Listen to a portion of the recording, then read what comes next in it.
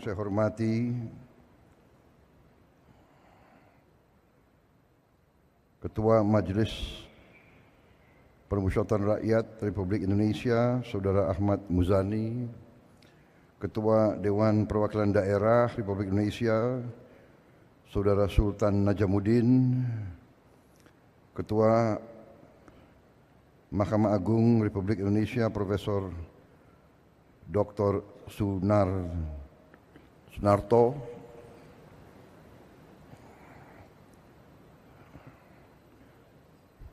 para menteri koordinator,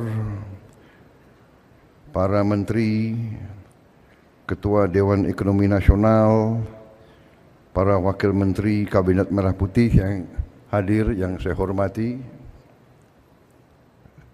Gubernur Bank Indonesia, Bapak Peri Warjio beserta seluruh jajaran Bank Indonesia yang saya hormati dan saya banggakan, para gubernur dan pejabat gubernur provinsi yang hadir yang saya hormati dan saya banggakan,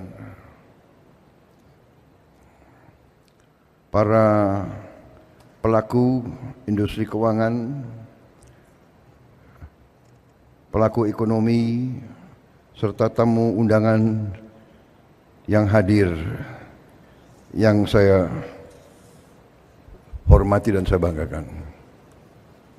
Terima kasih atas undangan, yang juga para duta besar yang hadir, negara-negara sahabat, Your Excellency, ambassadors from friendly countries. I see our good brother from the United Arab Emirates. I just came from Abu Dhabi. Thank you very much. Saudara-saudara sekalian, terima kasih atas undangan ini. Saya diundang walaupun secara mendadak. Memang kita harus siap didadak setiap saat. Kehormatan besar saya diminta bicara di rapat tahunan Bank Indonesia, dan saya sangat senang, sangat gembira dengan tema yang diangkat, yaitu sinergi, ya.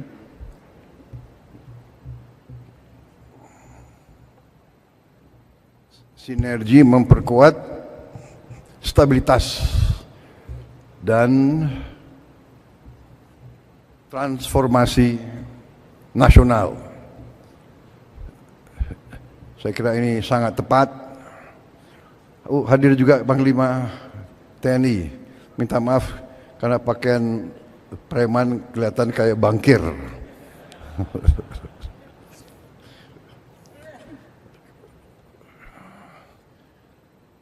Kapolri hadir nggak, Kapolri? Oh, Kapolri. Waduh, waduh. Kalau ada Panglima TNI, Kapolri, saya merasa aman. Jadi saudara-saudara, saya sangat senang dengan tema ini. Memang inilah kunci daripada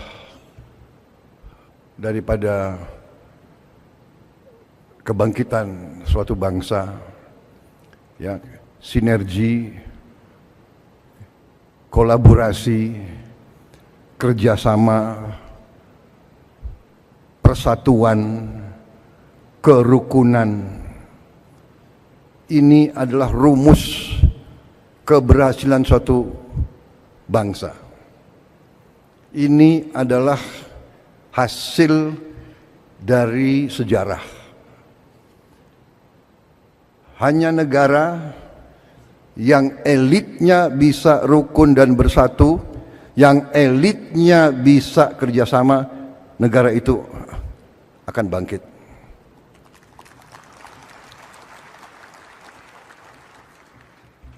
Jadi saya kira kalau sudah temanya seperti ini, tidak perlu saya banyak kasih pengarahan lagi. Karena you are on the right track. Kalau Gubernur BI, kalau para pengendali perbankan Indonesia memiliki semangat seperti ini, artinya semangat cinta tanah air. Karena kalau ada kesadaran sinergi dan ada pemahaman bahwa stabilitas yang akan memungkinkan transformasi suatu bangsa, berarti kita berada dalam kondisi yang kuat. Karena apa? Karena memang bangsa kita, negara kita, Indonesia, memang diberi suatu karunia. Saya ulangi, bukan satu, diberi karunia yang terus menerus, yang luar biasa. Saya baru saja pulang dari suatu lawatan cukup lama dan cukup intensif, 16 hari. Kalau dipotong perjalanan bisa dikatakan total perjalanan ya mungkin 48 jam lebih. Dan saya hadir untuk pertama kali dalam KTT APEC, menemui pelaku-pelaku ekonomi, pemimpin-pemimpin ekonomi Asia Pasifik, tapi hadir juga banyak undangan dari tempat lain, hadir juga pelaku-pelaku ekonomi dari kawasan lain, kemudian di G20, tapi hadir juga selain negara G20, begitu banyak negara-negara lain.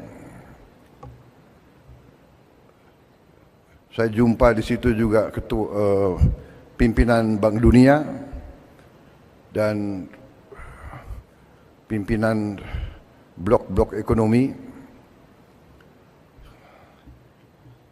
Hampir seluruh konsensus melihat bahwa memang Indonesia dalam posisi yang sungguh sangat menguntungkan. Dari segi sumber daya, kita memiliki hampir semua elemen yang diperlukan untuk sebuah negara maju. Hampir semua elemen, mineral, tanaman, kekayaan laut yang dibutuhkan untuk Indonesia menjadi negara yang maju. Dan hampir sudah menjadi konsensus pakar-pakar ekonomi dan pakar-pakar geopolitik dunia bahwa Indonesia memang menjelang 2045 akan menjadi negara yang maju. Bahkan disebut negara keempat, kelima, ketujuh dunia.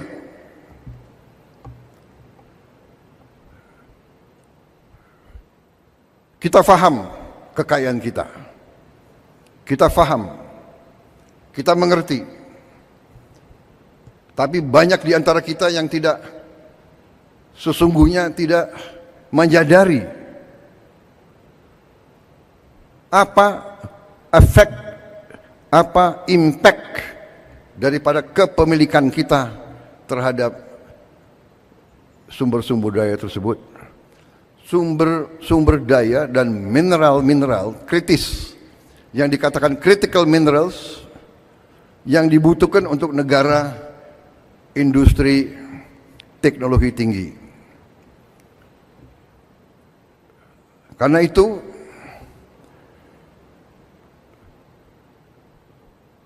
pelaku-pelaku perbankan, terutama mereka-mereka yang bertanggung jawab atas kebijakan umum, atas regulasi dari pihak pemerintah, dari pihak otoritas keuangan, memainkan peran yang sangat penting. Dan untuk itu saya ucapkan terima kasih kepada Gubernur Bank Indonesia, jajaran Bank Indonesia, jajaran otoritas keuangan, dan semua pengambil keputusan, semua yang bertanggung jawab atas perumusan dan pengendalian ekonomi Indonesia, termasuk menteri-menteri dan menko-menko saya, termasuk tokoh-tokoh pemerintahan, tidak hanya masa sekarang, tapi masa-masa yang lewat. Kita berada di posisi ini karena keberhasilan pendahulu-pendahulu kita. Saudara-saudara sekalian, setiap saya keliling Indonesia disegani. Jadi saya memang menikmati mungkin usaha kerja keras pemerintah-pemerintah yang sebelumnya. Karena saya hadir di KTT tersebut kurang 1 bulan berkuasa, kurang 1 bulan menjabat, saya sudah dihormati. Bukan Prabowo yang dihormati, Indonesia yang dihormati. Dan dalam forum ekonomi tersebut, kenapa Indonesia dihormati? Indonesia dihormati karena ekonomi Indonesia dianggap berhasil dengan sangat cemerlang.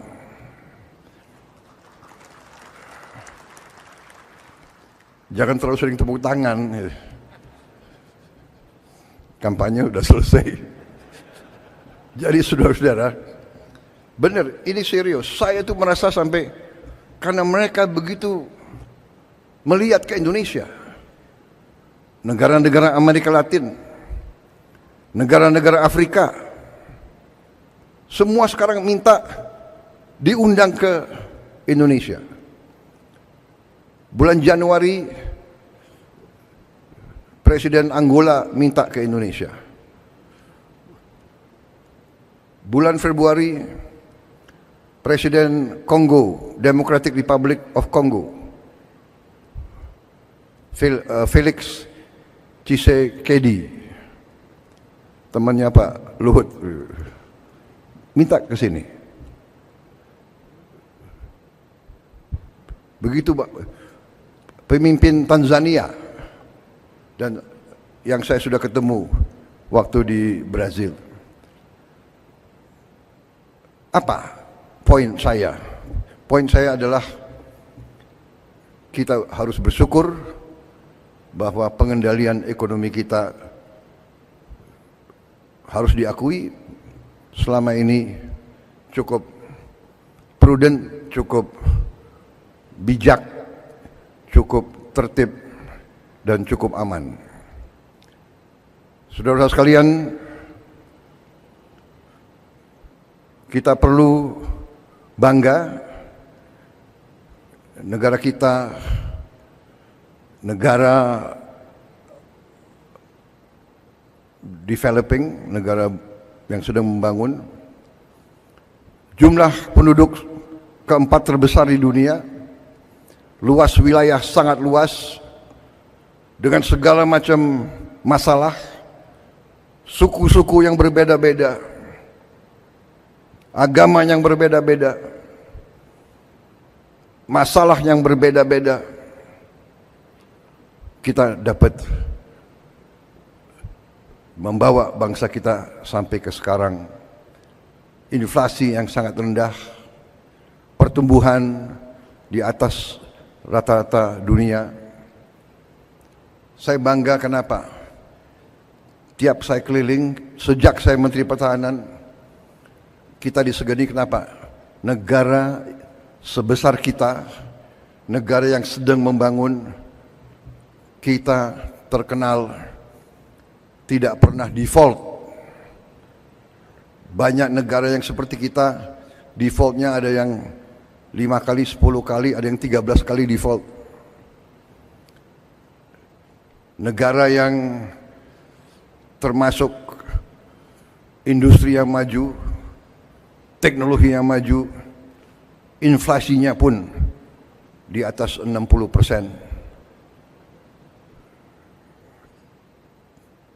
Ketidakstabilan ekonomi di banyak negara-negara itu membuat situasi kita, situasi yang patut kita syukuri, bukan untuk kita euforia, bukan untuk kita lengah, justru untuk kita semakin hati-hati.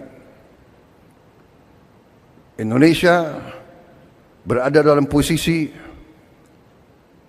yang perlu kita jaga bersama, karena kondisi geopolitik dunia sedang dalam keadaan yang cukup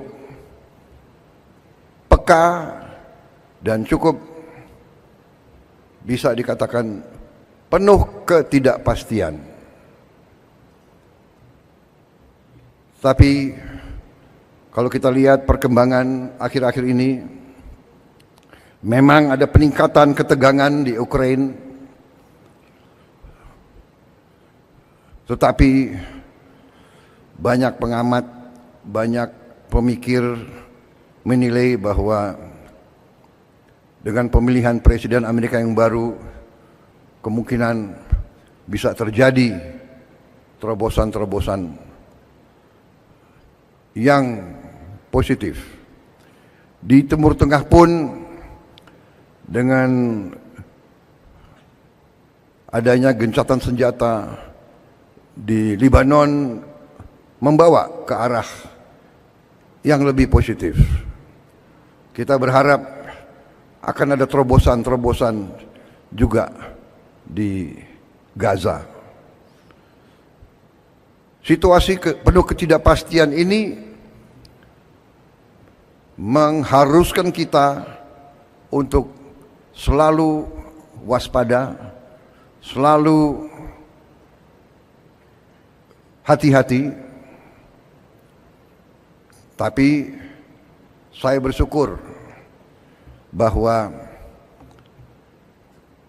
suasana secara garis besar di Republik Indonesia ini cukup tenang dan cukup kondusif.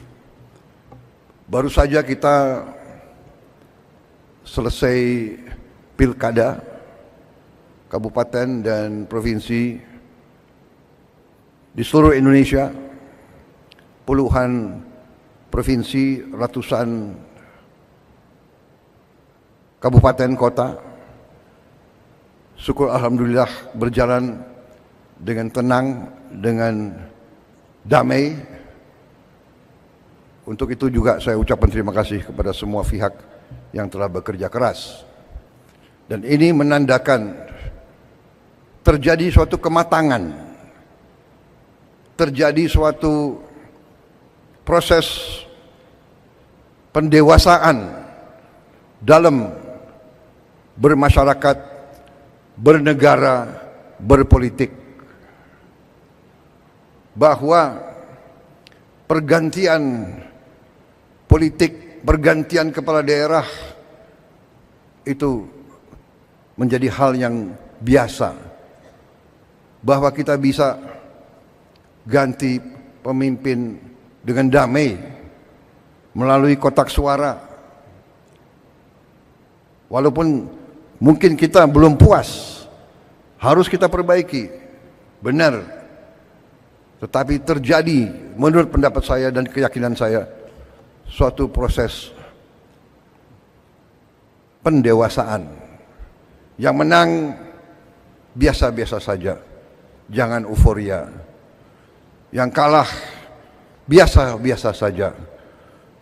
Yang penting kalau menang bekerja untuk seluruhnya, kalau kalah mendukung yang menang untuk seluruhnya, untuk seluruh rakyat Indonesia. Saya kira itu pesan yang ingin saya sampaikan kepada masyarakat keuangan, Anda memainkan peran yang penting.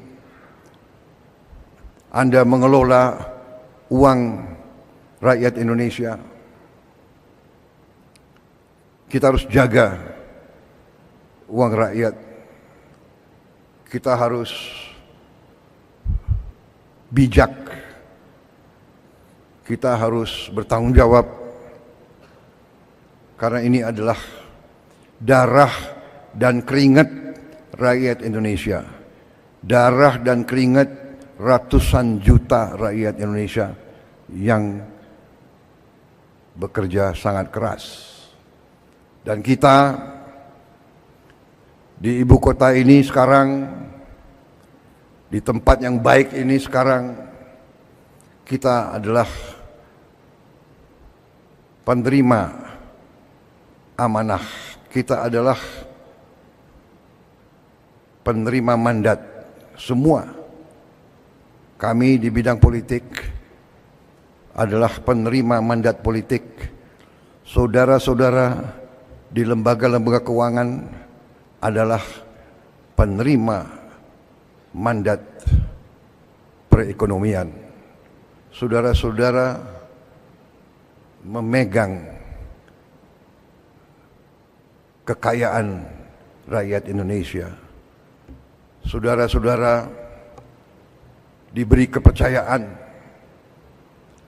trust, credibility, itu adalah di pundak saudara-saudara.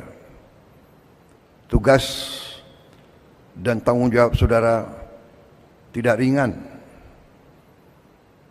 Saudara-saudara sekalian, keuangan adalah bagian yang sangat vital daripada kedaulatan dan kemerdekaan suatu bangsa. Saya ingat ada seorang pemimpin politik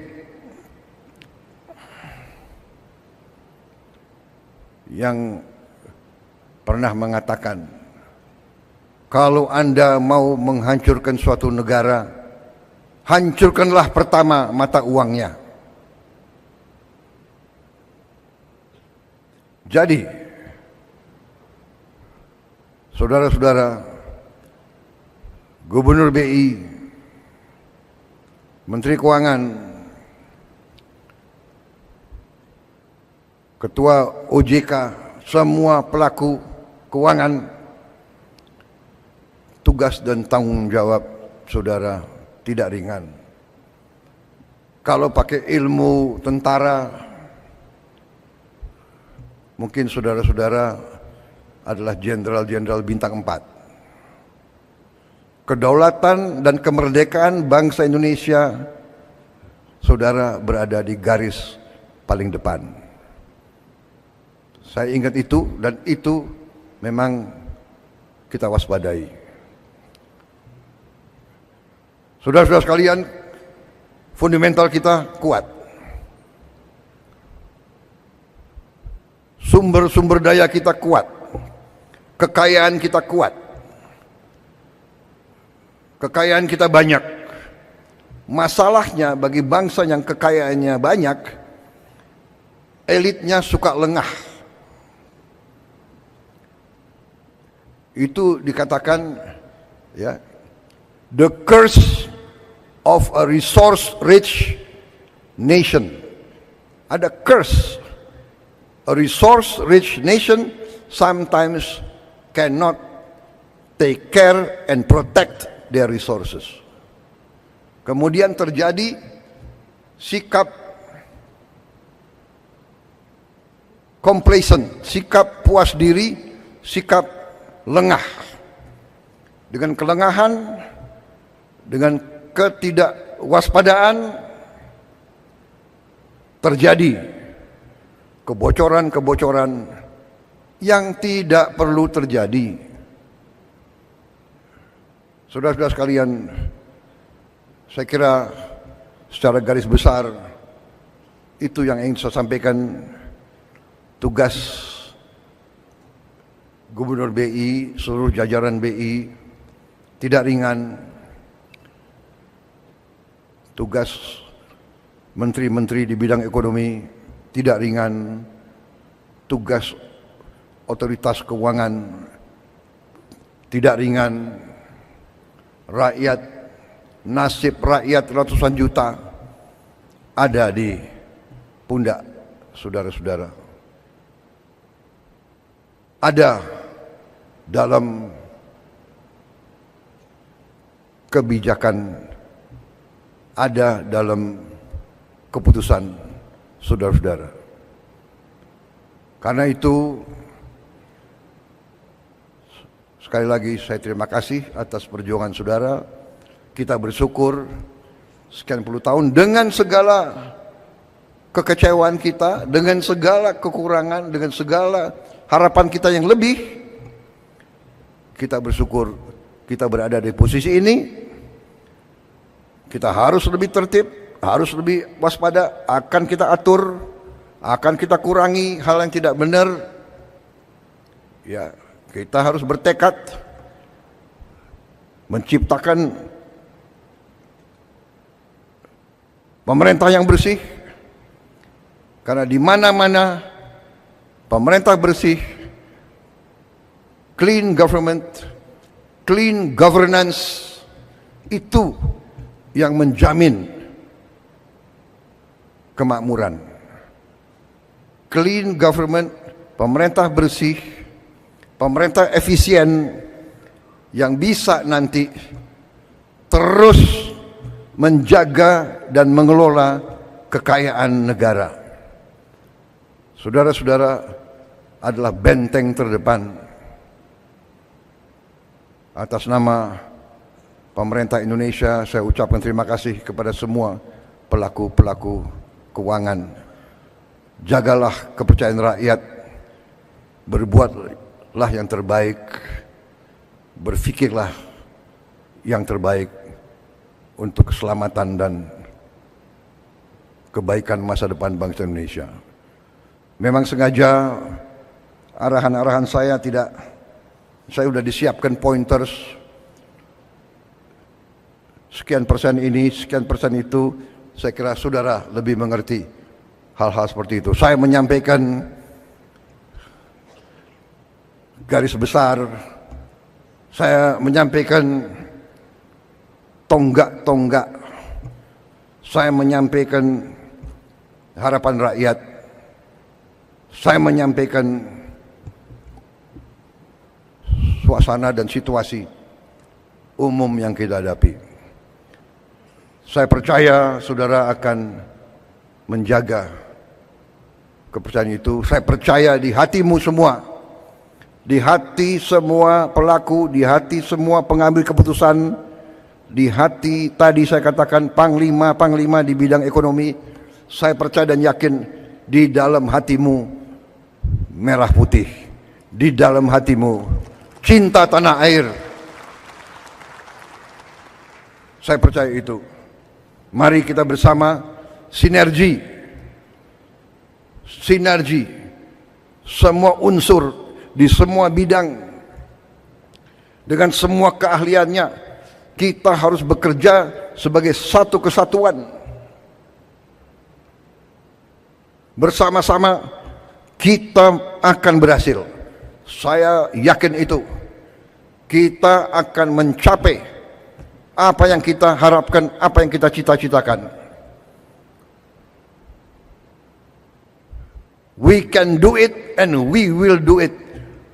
Dan saya percaya saudara-saudara, saya merasakan sekarang 1 bulan saya memimpin kabinet. Kabinet saya sekarang bekerja sebagai satu tim yang sangat luar biasa, sangat baik. 1 bulan, saya nggak tahu bulan-bulan yang akan datang. Tapi saya merasakan kompak. Saya merasakan ini kayak tim sepak bola. Semua bekerja. Sampai dikatakan bahwa dalam kabinet kita sekarang tidak ada hari merah. Kita bekerja setiap saat yang dibutuhkan. Saya kira itu dari saya. Selamat berjuang bangsa dan rakyat Indonesia. percaya sama kalian. Berbuatlah terbaik. Selamat berjuang. Selesai. Merdeka!